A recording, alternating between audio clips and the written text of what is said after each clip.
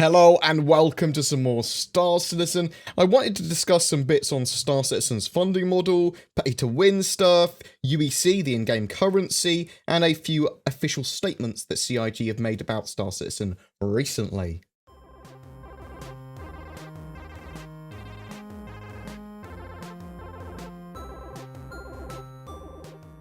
UEC is the in-game currency, and it can be purchased from the RSI website.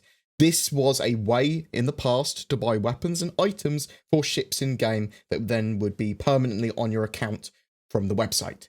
But that feature has been removed. The Voyager Direct Store is what it used to be called, and you're now able to buy guns in-game with Alpha UEC and items and other stuff as well. And that Alpha UEC currency can be earned just by playing the game as it is now.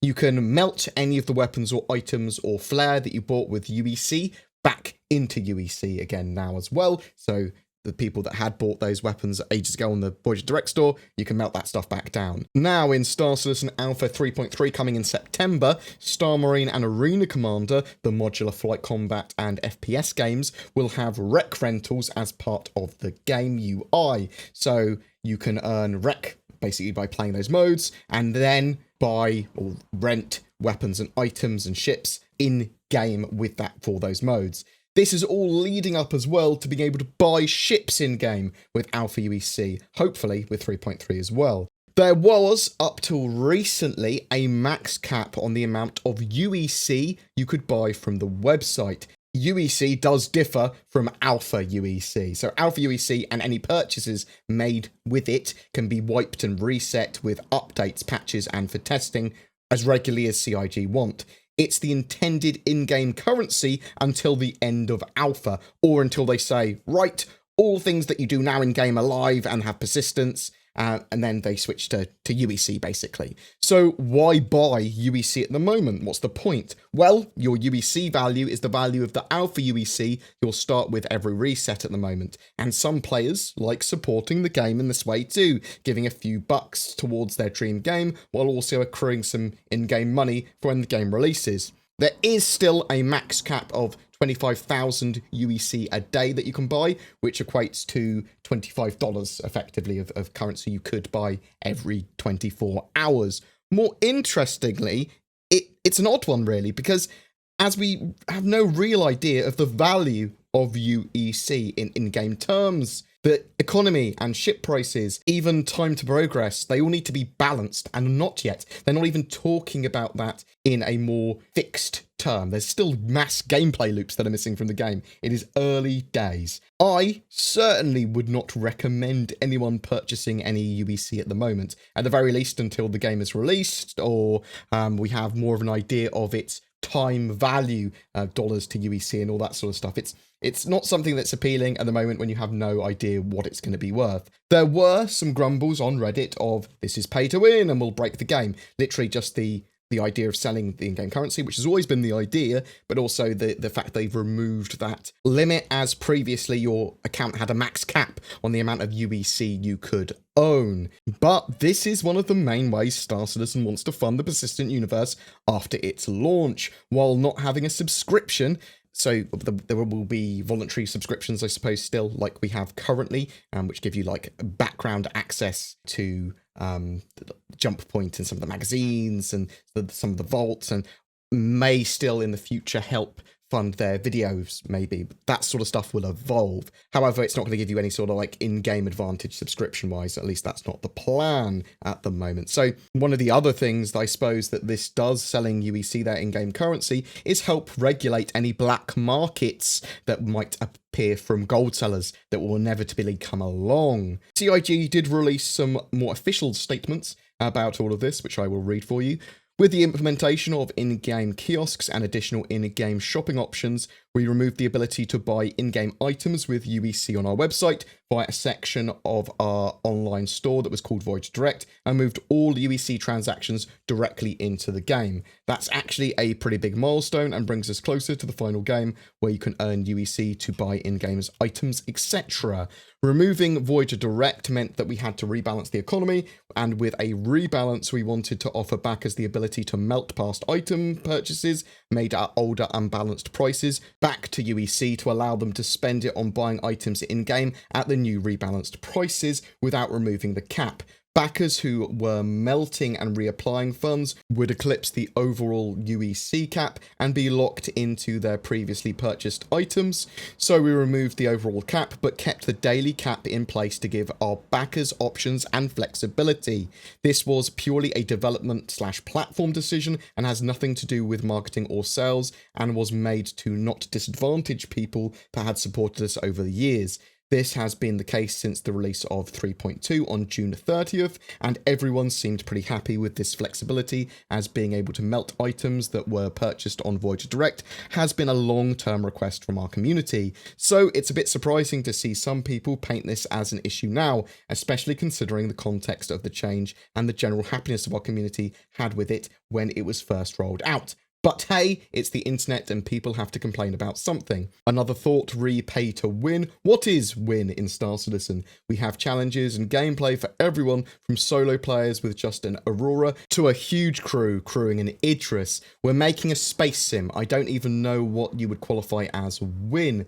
That's the whole idea. You play how you want to play and should be able to have fun in a number of ways, just like in real life. There are multiple paths and your own success is really measured on a personal level. Further, there will be nothing in the game that you can only purchase with money.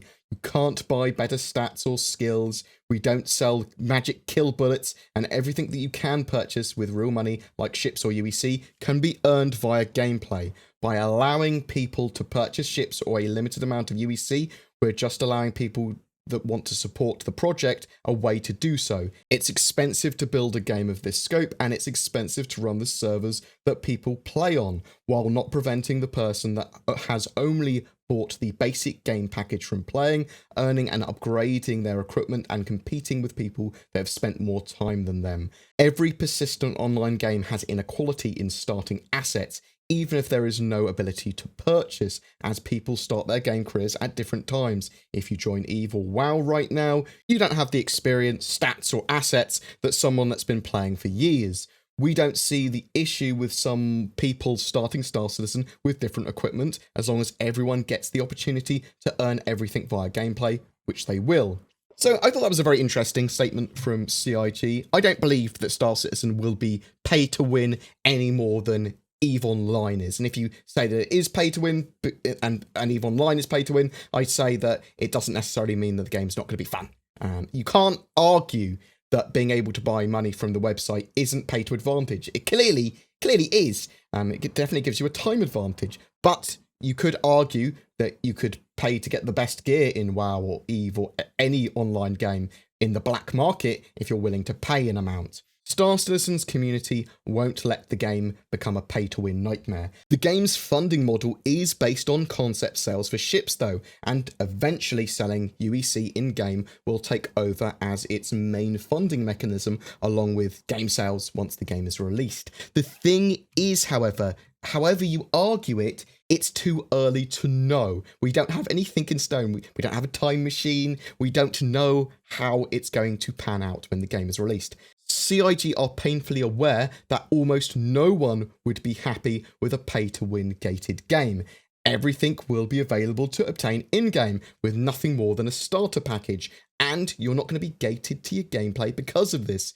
We really need more of a statement or deep dive on progression, the economy, and how long it's going to take to earn ships for a single player. How long is it going to take you to upgrade your Aurora to an Avenger to an Idris? That sort of stuff. That sort of progression, even just an intention document, or them talking about it now, the more information, the better, in my opinion. Star Citizen's persistent universe is going to have a massively diverse cast of players who all have their own win conditions, but the most important thing to me is that the game is fun, playable, accessible, and keeps my interest for thousands of hours without having to buy anything more than a starter package. That is key. The game is going to have inequality, but for me, that only helps define the universe and makes the game more interesting. It's not this super competitive Overwatch game that can be pay to win. It is a much more role-play, larger gameplay experience that is supposed to be an adventure for everyone, and they can do whatever they want to do. Some people are going to be playing this like Second Life in space, I suppose. If you want a capital ship, join an org that has one. The organisation system in Star Citizen, I think, is key for a lot of people's enjoyment. Crewing, manpower, being actually skilled at doing a particular job, these are all important tenets of the game, and everyone's going to be probably more skilled at certain areas than others.